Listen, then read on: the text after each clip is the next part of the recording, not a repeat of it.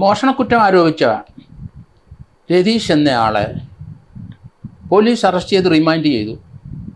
യഥാർത്ഥ പ്രതി വന്നപ്പോൾ രതീഷിനെ വിട്ടയച്ചു. രതീഷ് ഇന്നലെ ആത്മഹത്യ ചെയ്യുകയും ചെയ്തു. തന്നെ കള്ളനാക്കിയ പോലീസിനോടും സമൂഹത്തിനോടുള്ള എതിർപ്പ് അദ്ദേഹം പ്രകടിപ്പിച്ചത് എങ്ങനെയാണ്? അഞ്ചലിൽ ഒരു മെഡിക്കൽ സ്റ്റോറിൽ ഒരു മോഷണം ഉണ്ടായി. അത് അഞ്ചൽ പോലീസ് അന്വേഷിച്ചു. ഓട്ടോറിക്ഷ ഡ്രൈവറായ രതീഷ് ആ വഴി എങ്ങാണ്ട് രാത്രി പോയി, ആ വഴി പോയി പോലും. ഏതായാലും രതീഷിനെ പോലീസ് പിടിച്ചു, അറസ്റ്റ് ചെയ്തു, ശാരീരിക മർദ്ദനം നടത്തി. രതീഷ് അഞ്ചൽ പോലീസിനകത്ത് തളർന്നു വീണു. താൻ നിരപരാധിയാണ് എന്ന് പറഞ്ഞു. മോഷണത്തിന് ഉപയോഗിച്ച തൻ്റെ ഓട്ടോറിക്ഷയും പോലീസ് കസ്റ്റഡിയിലെടുത്ത് പോലീസ് സ്റ്റേഷൻ്റെ അകത്ത് സൂക്ഷിച്ചു. ഏതായാലും ആ മെഡിക്കൽ സ്റ്റോറിലെ പണം നഷ്ടപ്പെട്ടത് തിരിച്ചു കൊടുക്കാൻ രതീഷിന് കഴിഞ്ഞില്ല. താൻ നിരപരാധിയാണെന്നുള്ള കാര്യം അവർ വിശ്വസിച്ചില്ല. ഏതായാലും നാട്ടിൽ ഇറങ്ങി നടക്കാൻ പറ്റാത്ത അവസ്ഥയായി. മാനഹാനി ഭയന്ന് രതീഷിൻ്റെ ഭാര്യ രശ്മി, 2 കുട്ടികളുണ്ട് പറക്ക പറ്റാത്ത, കാർത്തിക്കും വൈകിയും. ആ കുട്ടികളെ കൊണ്ട് അമ്മ വിഷമിച്ചു, രശ്മി വിഷമിച്ചു.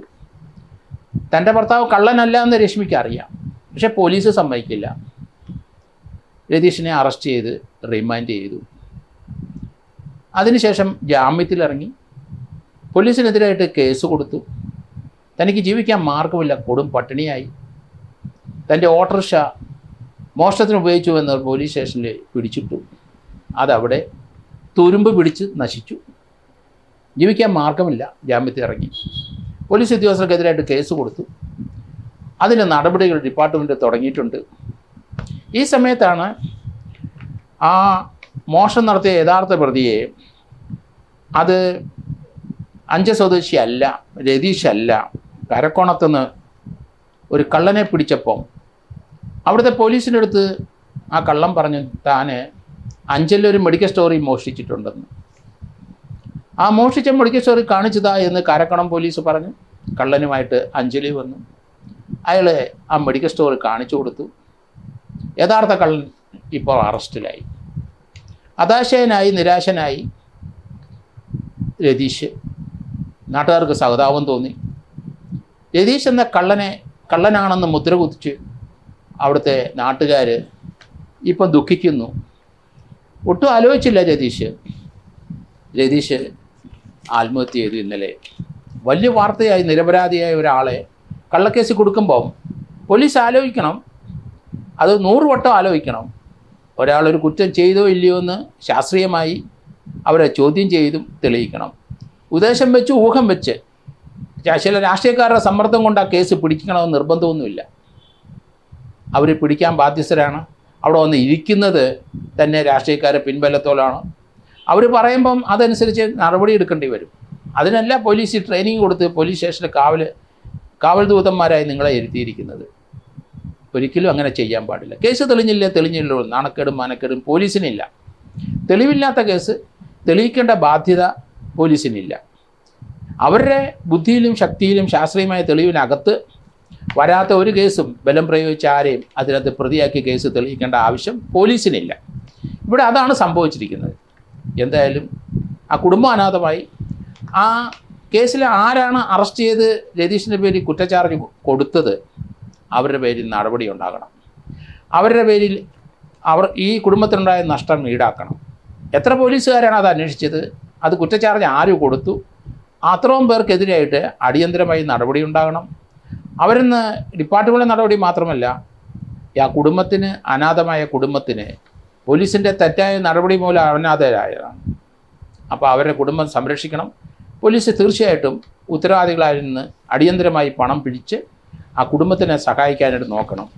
നമുക്ക് പല സന്ദർഭത്തിലും ഇതുപോലെയുള്ള പ്രശ്നങ്ങൾ പോലീസിൻ്റെ അന്വേഷണം തൃപ്തികരമല്ല, അല്ലെങ്കിൽ അന്വേഷണത്തിൽ അവർക്ക് സംശയമുണ്ട്, ആ കേസ് പിടിക്കണമെന്നില്ല, വേറെ ആരെങ്കിലും കഴിവുള്ളവർ വന്ന് ആ കേസ് പിടിച്ചുകൊണ്ട് പോട്ടെ. ഞാൻ തിരുവനന്തപുരം സിറ്റിയിലെ മ്യൂസിയം പോലീസ് സ്റ്റേഷനിലെ സബ് ഇൻസ്പെക്ടറായിരിക്കുമ്പോഴാണ് ആ സമയത്ത് PMG ജംഗ്ഷനിൽ ഒരു മോഷണം ഉണ്ടായി. ആ മോഷണത്തിലെ കള്ളനെ ഏതായാലും യഥാർത്ഥത്തിൽ കള്ളനെ പിടിച്ചു. ആ വീടിൻ്റെ മുൻവശത്ത് ഒരു പൂട്ട് പൊട്ടിച്ചകത്ത് കയറി ആ വീട്ടിലുള്ള അവരുടെ സ്വർണവും ക്യാഷും നഷ്ടപ്പെട്ടു. അതിലപ്പുറം കള്ളൻ പോയത് പിൻവശത്തെ ഓടിട്ട ഭാഗം അടുക്കളയാണ്, ആ വാതിൽ തുറന്നു പോയതായിട്ട്. അവിടുന്ന് കുറച്ച് ചെമ്പ് പാത്രങ്ങളും അലുമിനിയം പാത്രങ്ങളും പോകുന്നു. അവിടുത്തെ 2 ഓട് മാറിയിരിക്കുന്നതും ഞാൻ കണ്ടു. ആ കേസിൻ്റെ അന്വേഷണത്തിൽ ആ മോഷണം നടത്തിയ ചെമ്പ് പാത്രം അലുമിനിയം പാത്രം ഒട്ടിച്ച ആ കള്ളനെ പിടിച്ചു. ആ കള്ളനാണ് ആ രാത്രിയിൽ അവിടെ കയറിയെന്ന് മനസ്സിലായി.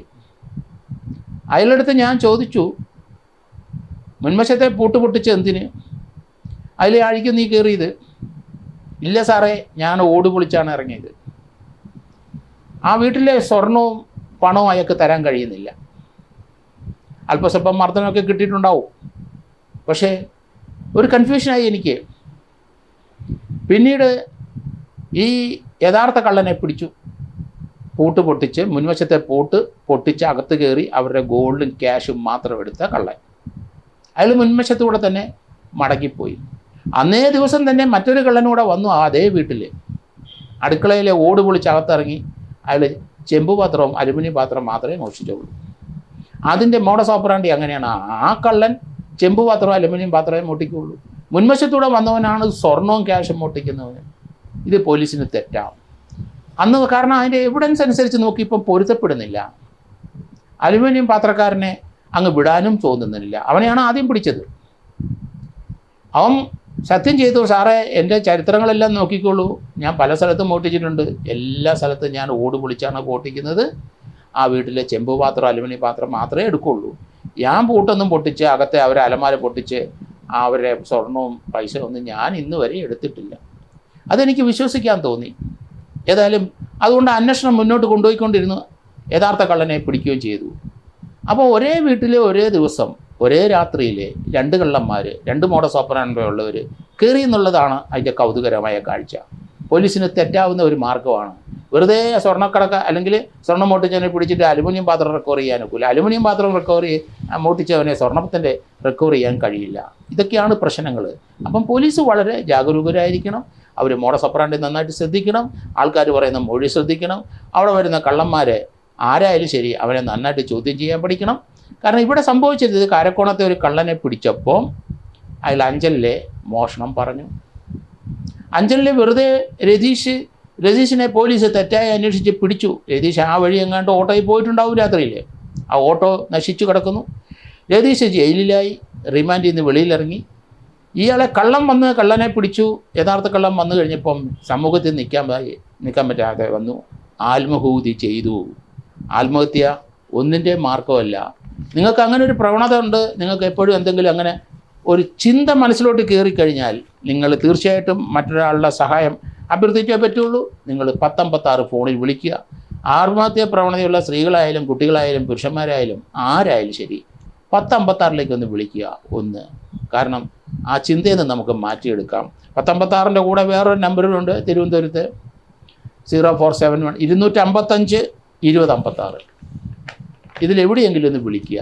നമുക്ക് ആ മോഷണം അല്ലെങ്കിൽ ഇതുപോലെയുള്ള പ്രവണതയിൽ നിന്ന് മാറാം, ആത്മഹത്യയിൽ നിന്ന് മാറാം, മറ്റവൻ്റെ സാധനം ഓട്ടിക്കണമെന്ന് തോന്നുന്ന സന്ദർഭത്തിൽ അതിൽ നിന്നും മാറാം. ഈ ഫോണിൽ കൂടെ ഒന്ന് വിളിച്ച് ഒന്ന് സംസാരിക്കുകയുള്ളൂ.